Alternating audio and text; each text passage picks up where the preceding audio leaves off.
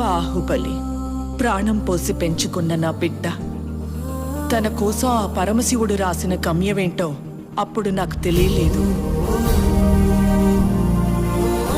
తన మరణం ఒక ముగింపు కాదు, ఓ మహాకార్యానికి ప్రారంభం.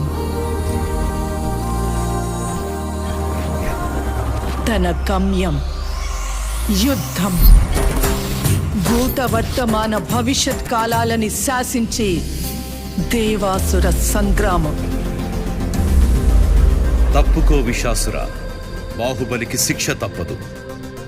సోదరా ఇంద్ర, నీకు బాహుబలి కావాలంటే నన్ను గెలిచి తీసుకో.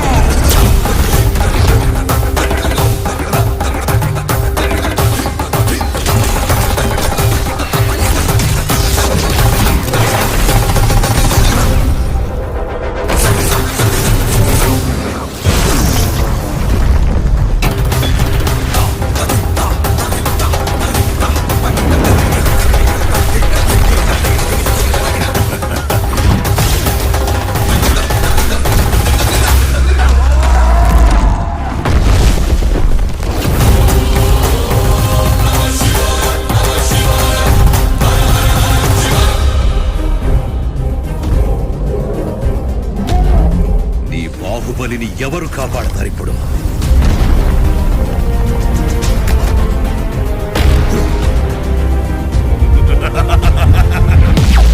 జై మహాకాల!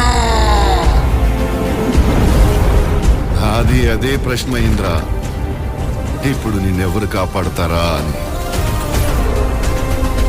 ఈ 14 లోకాల మనుగడ ఒకే ఒక మానవుడి చేతిలో. ఆ శక్తి పేరి